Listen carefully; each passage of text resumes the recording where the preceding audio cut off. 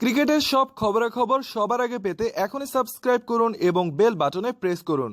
বিপিএলে আজ দিনের প্রথম ম্যাচে মুখোমুখি হয়েছে কুমিল্লা ভিক্টোরিয়ান্স ও খুলনা টাইটান্স। চট্টগ্রাম জহুর আহমেদ চৌধুরী স্টেডিয়ামে আজ শুরুতে টসে জিতে ফিল্ডিং এর সিদ্ধান্ত নিয়েছে খুলনা। কুমিল্লার হয়ে ব্যাটিং করতে নেমে ওপেনিং এ ঝড় তুলেছেন তামিম ইকবাল ও ইভেন লুইস। 25 রান করে তামিম ইকবাল আউট হলেও নিজের সেঞ্চুরি তুলে নিয়েছেন লুইস। খেলেছেন মাত্র 49 বলে 109 রানের ইনিংস।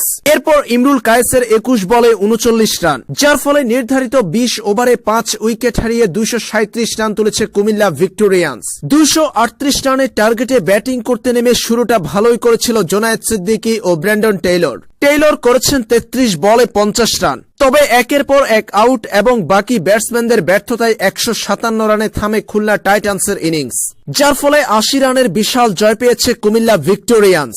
শেষ মুহূর্তে কুমিল্লার হয়ে হ্যাট্রিক করেছেন ওয়াব রিয়াজ।